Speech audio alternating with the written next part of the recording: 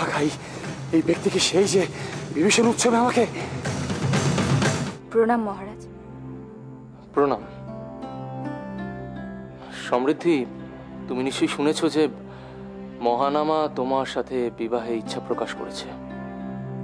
সিংহলের রাজপরিবারে নারীদের মতামত বিবাহের বিষয় নেওয়া অপ্রয়োজনীয়, কিন্তু তুমি আমাদের অতিথি, তুমি ভিন দেশের রাজকুমারী, তাই আমি ভাবলাম যে তোমার ইচ্ছা জানাটাও আমাদের রাজকর্তব্যের মধ্যেই পড়ে। আমরা তোমার সিদ্ধান্তকে গুরুত্ব দিয়ে বিবেচনা করব। কিন্তু আমার পিতামাতা যখন এখনো আমার বিবাহ দেননি, তার মানে হলো নিশ্চয়ই তার পিছনে কোনো উদ্দেশ্য রয়েছে। আমরা এই কারণটা জানতে ব্যাকুল। আমরা জানি যে তুমি এই কারণটা জানো, তুমি আমাদের বলো। সেটা আমি সবটা জানি না মহারাজ, শুধু আমি এটুকু জানি যে আমার কুষ্ঠিতে কোনো দোষ রয়েছে, যার কারণে আমার যোগ্য পাত্র পেতে আমার পিতামাতার অসুবিধা হচ্ছে। তোমার কুষ্ঠিতে কি দোষ রয়েছে আমাদের বলো। আমি জানি না মহারাজ। রাজিমা, আপনি বোঝার চেষ্টা করুন, আমার সেটা জানা প্রয়োজন। দেখো উপদেশ্যক, আমি বিশদভাবে এ বিষয়টা জানি না, তবে যতটুকু জানি ততটুকু আমি তোমাকে বলতে পারি না। কিন্তু কেন রাজিমা? কারণ আমি আমার জ্যেষ্ঠা ভগিনীর কাছে প্রতিজ্ঞাবদ্ধ। যাই হোক, তাহলে আমি আজই দুধ প্রেরণ করব। আজই? হ্যাঁ, আজই। আমি দিদির কাছে প্রতিজ্ঞাবদ্ধ।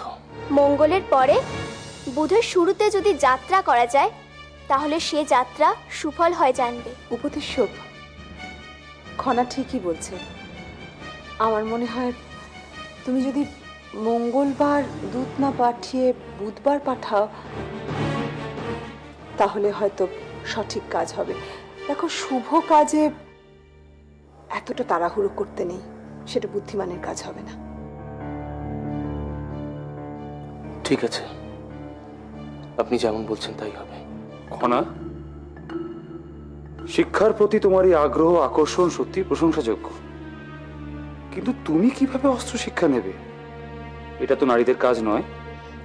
জানি ভাই কাকা, তবু আমি শিখতে চাই। জানো, জয়মের কন্যাকে যখন ওরা অপহরণ করে নিয়ে যাচ্ছিল, আমি কোনো মতে ওকে উদ্ধার করে নিই। নিজেকে কত অসহায় মনে হচ্ছিল আমি যদি অসিচালনা করতে পারতাম, তাহলে ওদের থেকে পালিয়ে যেতাম না। আমি ওই দুষ্ট লোকদের উপযুক্ত শাস্তি দিতাম। ভাই কাকা, আমাকে শেখাও না। তুমি কিন্তু আমাকে প্রতিজ্ঞা করেছিলে আমি যা শিখতে চাইবো তুমি আমাকে তাই শেখাবে। ভাই কাকা, শেখাও না। তুমি আচ্ছা,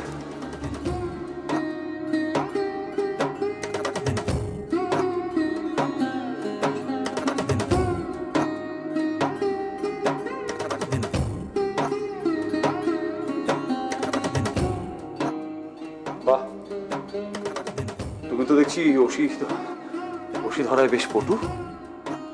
তোমার থেকে শিখেছি ভাই কাকা। তুমি আমাকে আক্রমণ করো, কেমন? একটা কথা মনে রাখবে, ওষিকে নিজের শরীরের অংশ করে নিতে হবে। করো, আক্রমণ করো।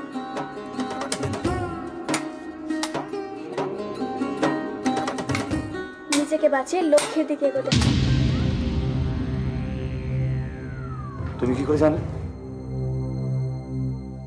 জলদস্যুরা যখন আমাকে অপহরণ করেছিল, তখন ওদের মাঝখানে তো কয়েকদিন ছিলাম, ওদের মুখেই শুনেছি। জয়দ্রথ? কিন্তু জয়দ্রথকে এই বিষয়ে কি দরকার? বিশেষ দরকার রাজিমা। সেই একমাত্র বিশ্বস্ত ও নির্ভরযোগ্য ব্যক্তি যে আমাকে এই পরিকল্পনা রূপায়ণে যথাযোগ্য সাহায্য করতে পারে। কিন্তু সমৃদ্ধি, পরিকল্পনাটা কি?